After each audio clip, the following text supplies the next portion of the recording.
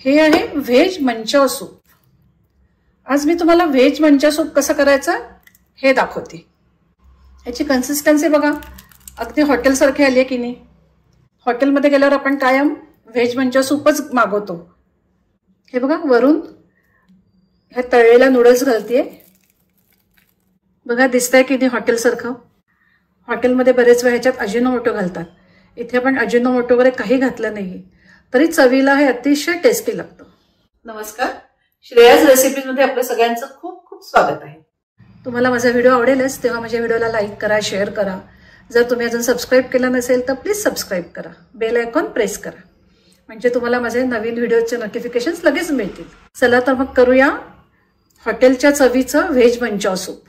Veg Manchow soup करतोय त्याच्याकरता पहिल्यांदा इथे नूडल्स मी या वाफून घेतलेले आहेत, शिजवून घेतलेले आहेत। त्याआधी आपल्याला फ्राय करून घ्यायचे आहेत। मंचाव सूप बरोबर कायम फ्राईड नूडल्स येतात। 4 ते 5 बाउल आपल्याला सूप करायचं असेल तर त्याच्याकरता 1 बाउल आपल्याला नूडल्स तळून घ्यायचे आहेत। त्याच्यावर 1 चमचा कॉर्नफ्लोअर घालतेय, ते छान लावून घ्यायचं याला। कॉर्नफ्लोअर छान कोट झालं पाहिजे याच्यावर। तेल चांगलं तापलं पाहिजे, गॅसची फ्लेम हायच पाहिजे। आता नूडल्स तळूया। कुरकुरीत होईपर्यंत तळून घ्यायच्या ह्या नूडल्स। हे बघा छान झालेल्या आहेत ह्या, असं छान ब्राउनिश कलर आला पाहिजे। हे बघा किती छान आले कलर।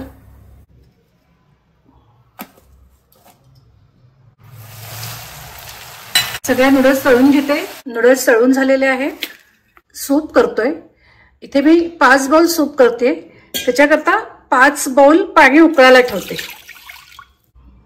आता इथे मी 5 बाउल पाणी घेतलेलं आहे। मला इथे सोप्या पद्धतीने व्हेजिटेबल स्टॉक कसा करायचा तो दाखवते। तुम्ही व्हेजिटेबल स्टॉक वापरू शकता किंवा असं साधं उकळलेलं पाणी सुद्धा वापरू शकता। इथे मी सगळ्या भाज्या घेतलेल्या आहेत। पाव वाटी गाजर किसून घेतलेलं आहे, 1 लहान सिमला मिरची बारीक चिरून घेतलेली आहे, पाव वाटीपेक्षा थोडा जास्त असं कोबी किसून घेतलेला आहे, 7-8 फरसबीच्या शेंगा बारीक चिरून घेतलेल्या आहेत, थोडासा पातीचा कांद्याची पात घेतलेली आहे बारीक चिरून। पातीचा जो कांदा असतो तो बारीक चिरून घेतलेला आहे, तो सुद्धा पाव वाटीपेक्षा जास्त घेतलेला आहे। तुम्ही आपला नेहमीचा कांदा जरी बारीक चिरून घेतला तरी चालेल।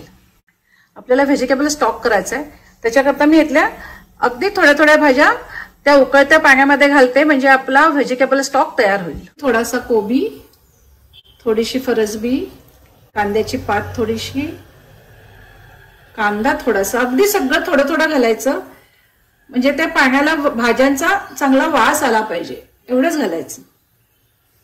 आता हे पाणी चांगलं उकळू दे, तोपर्यंत आपण इकडे सूपची बाकीची तयारी करूया। एक मोठा पॅन घेतलेला आहे, त्याच्यामध्ये 2 ते 3 चमचे तेल घेते, 1 चमचा लसूण बारीक चिरून घेतलेली आहे, 1 हिरवी मिरची अगदी त्याचे बारीक तुकडे करून घेतलेले आहेत आणि 1 चमचा आल्याचा कीस घेतलेला आहे। हे सगळं आता ह्या तेलामध्ये घालूया।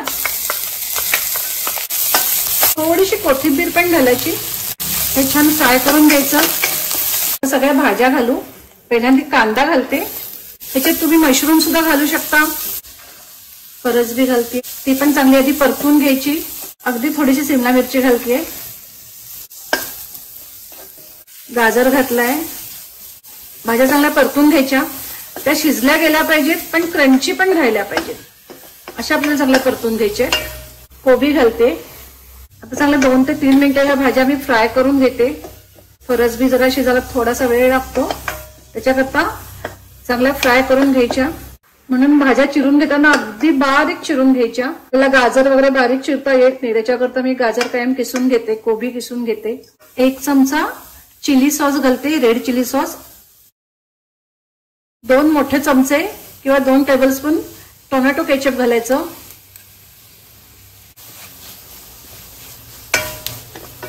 4 ते 5 चमचे सोया सॉस घालायचं,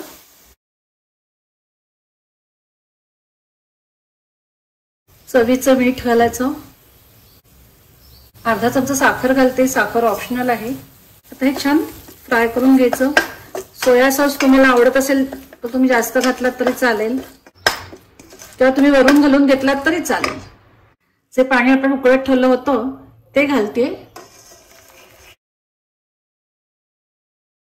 आता हे सगळं मिक्स करून घेऊया।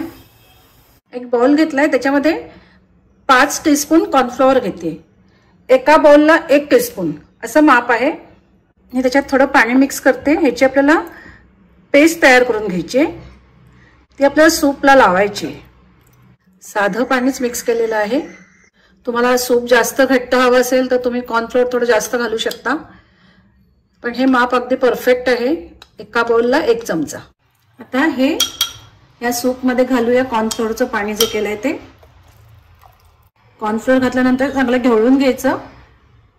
आता हे चांगलं उकळू दे. तुम्हाला कधी फंक्शन असेल तेव्हा हे सूप करायचं असेल तर आधी हे सूप उकळून ठेवून द्यायचं आणि आयत्या वेळी त्याच्यामध्ये कॉर्नफ्लॉवरचं पाणी मिक्स करून मग पुन्हा गरम करून सर्व करायचं.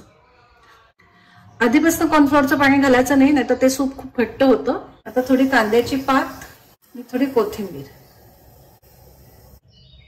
1 चमचा विनेगर घालायचं. तुम्ही ते चव बघून चिली सॉस, सोया सॉस घालू शकता. तुम्हाला हवे असतील तर तुम्ही याच्यामध्ये थोड्याशा नूडल्स आधीच घालायच्या आणि पुन्हा आपल्याला वरून हवे असतील तर घालून घ्यायच्या. मी थोड्याशा नूडल्स आधी घालते, ते छान मऊ होतात, त्यामुळे खाताना मस्त लागतात. सर्वात शेवटी आपल्याला याच्यामध्ये मिरी पूड घालायची आहे. मी अशी फ्रेश घालते. तुम्ही अर्धा चमचा मिरी पूड ह्याच्यात घातली तरी चालेल, आपल्या आवडीनुसार आहे. पण मिरी पूड खूप छान लागते, फ्रेश घातली तर जास्त चांगलं. आता एक उकळ आली की आपलं हे व्हेज मंचाव सूप तयार झालेलं आहे. ह्याच्यात मी व्हिनेगर थोडं कमी घातलंय. तुम्हाला आवडत असेल तर तुम्ही वरून घालून घेतलं तरी चालेल. कधी कधी काय होतं, व्हिनेगर आत्ता जास्त घातलं की मग हे सूप खूप आंबट होतं, त्यामुळे घालताना थोडं कमीच घालायचं. आपल्याला वरून घालून घेता येतं.